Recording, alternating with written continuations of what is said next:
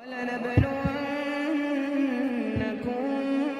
بِشَيْءٍ مِّنَ الْخَوْفِ وَالْجُوعِ وَنَقْصٍ مِّنَ الْأَمْوَالِ وَالْأَنفُسِ وَالثَّمَرَاتِ ۗ وَبَشِّرِ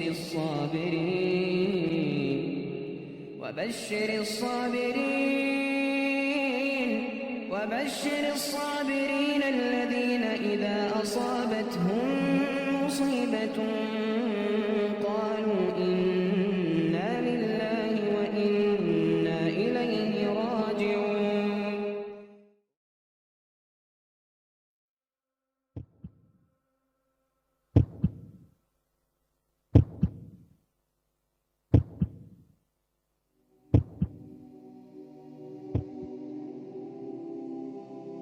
There he is, talking to my other grandfather, probably about how I'm their favourite grandchild.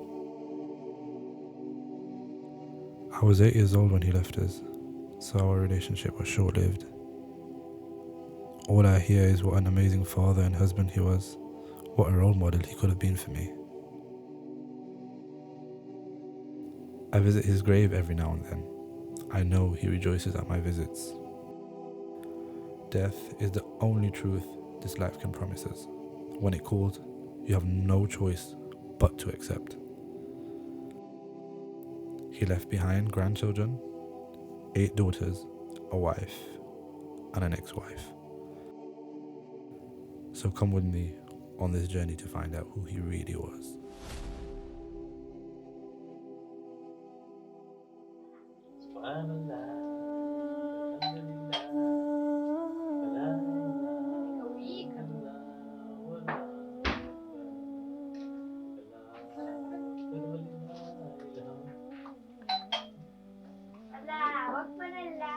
If an Ape was to come right now, knocking on the door, what would you do? I will be really happy.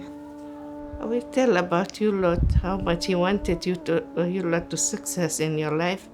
No, just tell all about myself. Look what I've done, look I'm doing, I've come home with Ibrahim. Well, basically I know he won't come back. He's gone, he's in the better life now. But if he was to come back, what would you say to him? He won't come back. I'll just give him the biggest hug.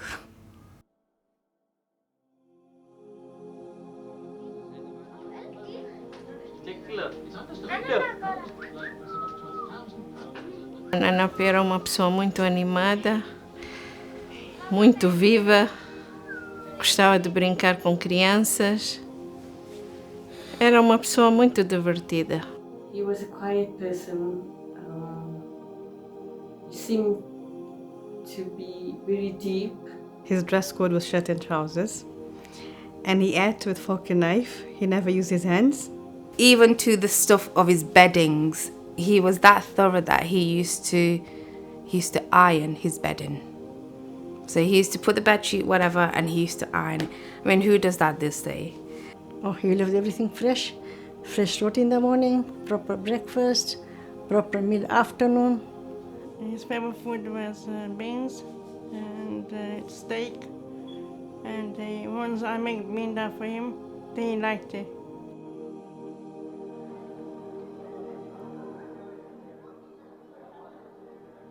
Who was Nanape's favorite daughter? I think I was the favorite daughter. Me. I was the favorite daughter, I will say. Me, of course. Mumtaz. But I guarantee you can ask all the they're going to say the same answer. Sabira and Zainab also. Yeah, Zainab. Your Nana divorced with your mom was very young. So your Nana has to give love like a mom and like a dad. He said marriage is full of compromises. When the trust is not there, things will start to fall apart. And this is why the marriage didn't work out. And because, yes, there's two sides of the story. But my advice is be mature before you get married and take responsibility as well. I was eldest. I was really, really sad. How old were you? I think so. I don't remember. I think so. 11. Yeah. Yeah, because she left us. She was our mom. And I didn't thought that we're gonna live without our mom. And dad, he was so supportive and everything make us so happy.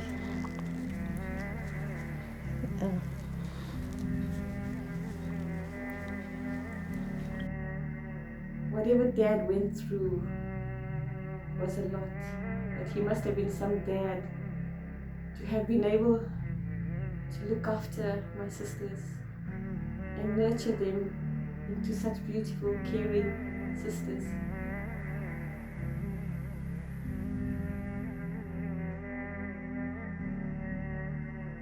How did Nanape feel when she went? He was really nervous.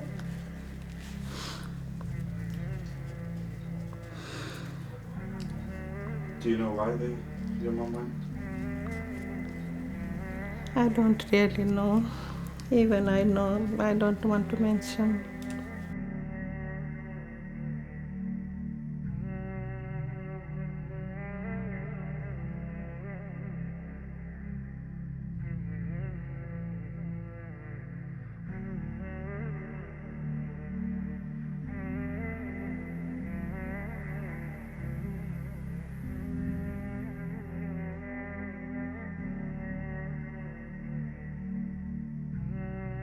I love everybody.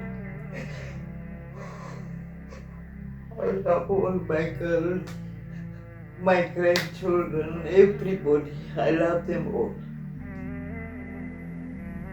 How did you feel when Nanape wanted to get married again? Oh, I was so happy. I'm gonna have a mom. Very happy. Uma mãe maravilhosa, que nunca também nos deixou faltar nada, que nos acompanhou em tudo, nos estudos, nas doenças, ajudando em tudo e dando todo o amor materno. We are so blessed with another mom till now, always. She's a more than a mom.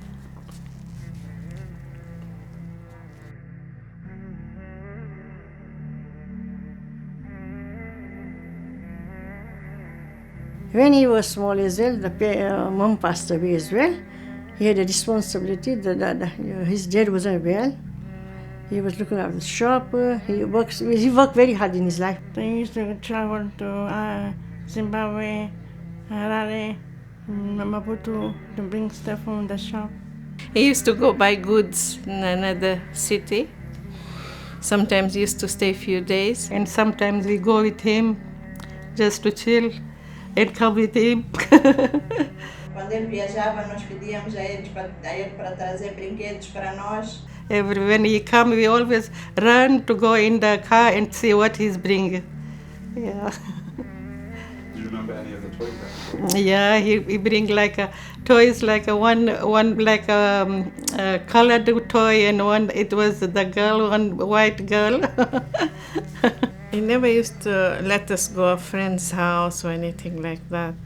The friends used to come our house, but we never used to go there. And slowly he became more softer and started to let us go. I didn't have the best grades. So Nanape was a very clever man. So I didn't go to get my results, so it came by post. And so he told me that one of the mornings, he goes, "Oh, we've got some paper." I'm like, "I'll have it because I'll look at it later." Did whatever I had to do, came back home. He goes, "Have you had a look at your results?" I'm like, "Oh, I'll open it now." Looked at it, I knew what I was going to get. And then he was like, "What did you get?" I'm like, "Oh, yeah, I got all right grades." "Did you really?" "Yeah, of course I did." "Are you sure?" I'm like, "Why?" He goes, "Don't lie to me. I know you didn't do good in your GCSEs. Just tell me the truth." So I couldn't get away with it. He did not allow us to have haircut, fringes and stuff like that.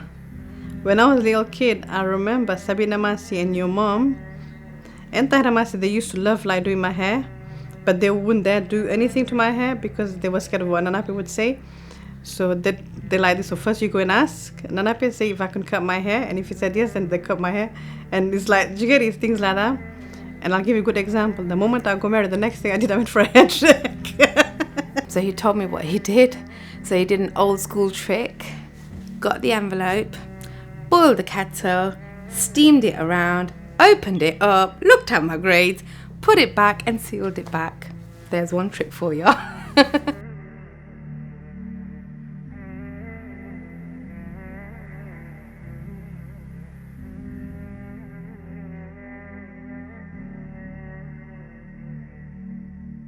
When you were going through the losses of your children, how was Nanape there for you? He was there, and like that's the time when I feel that Nanape, you know, he opened up about his own mom. I remember when I lost my first baby, I came and stayed here with Nanape and Nanima for a good couple of weeks, few weeks I should say. And then I was pretty devastating. How can this happen to me? You know, like you go through that phase of asking and asking. And then one thing Nanape said, you know, he goes, one thing I understand in life, no matter what happens, but if you to lose mom at a younger age, it's the hardest thing. And that's when he cried. Would you say that's like your saddest memory?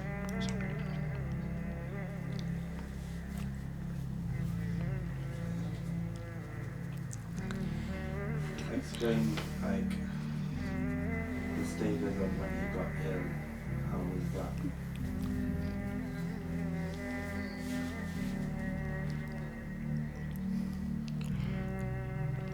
Well, you don't have to talk about it. You don't have to talk about it. You don't have to. I don't know. So day by day he was losing his weight. Even sometimes when I sit here, I told him, look, he's losing weight. I don't know why. Then he was going to the doctor checkup. He wasn't telling truth first triply. When he come from his appointment, I was at work. So I used to ask him, what did the doctor say? He'll just take like a joke. I told him, my dear wife is just yelling me like a joke. He told me like that. We didn't know he's that ill. He was going doctors and they sent to hospital for tests. He went walking. The main consultant had come with other senior doctors, and a group of bunch of like medical staff came to see and give the diagnostic. They said that he's got 2 tumors in the liver, size of an orange, and we are 95% to 99% sure there's cancer. Not now, it's too quick. We haven't even been together. We haven't talked heart to heart. We haven't lived like a family. We haven't lived like father and daughter. I didn't believe he was got any illness, but inside he was really ill.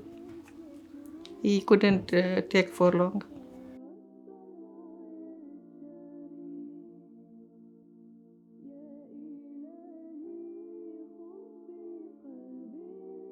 We all were there, and he was dehydrated, so he had the drip in him. And his brother had come, Majid Gaga. He was laying there. I still have got the picture in my head. He was on that side, the left side. Came to shake his hand, to say, Assalamu alaikum. And Nanape had said, made dua for me. And you know what he said? He goes, oh, you're always my prayers.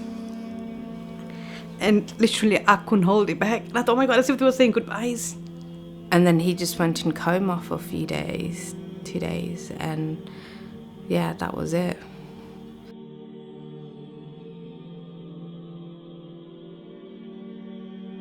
It was Maghrib time. I was in the waiting room. And I had, the bandage when you just cover your mouth, once someone passed away, so you don't think of the tongue. So I had that in my back pocket. So I just had prayed and did salams, and I was just making dua. The first thing that came out, whatever you're gonna do to him, please make it peacefully. Next thing, Zainab Masi walks in and she's like that. I remember us crying and saying that I think my daughter was about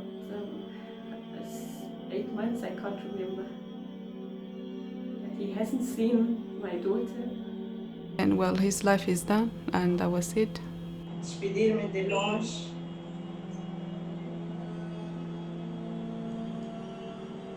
saber que nunca mais vou ver a ele. I find it was my parents go away. I don't know how to explain, but something like I felt like vazio. Like it stopped. Everything stopped there. Like we never going to live again the way I felt that time.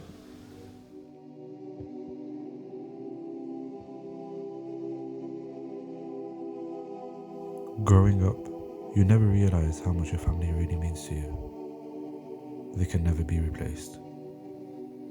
My grandfather was a courageous man who instilled the importance of discipline and hard work in all of his daughters. He had a heart of gold. He's the father I aspire to be and the man I wish to become. Though the cancer took over, he was still a fighter. Through the lens of these memories, his legacy will shine. I look forward to reuniting with him at the gates of paradise.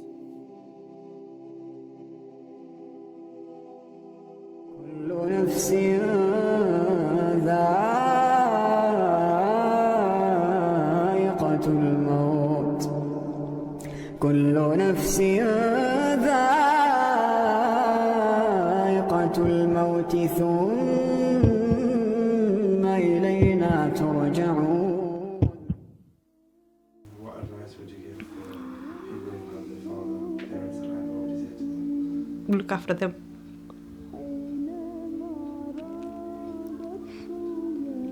Time is short. A year, when you look back to it, is really, really short time. Talking to them is a big thing. Just talking to them. Go sit with them in the garden, go to the park. And say how much you care and love them. I think this is where I think some of us fail on. We'll meet in Jannah, inshallah.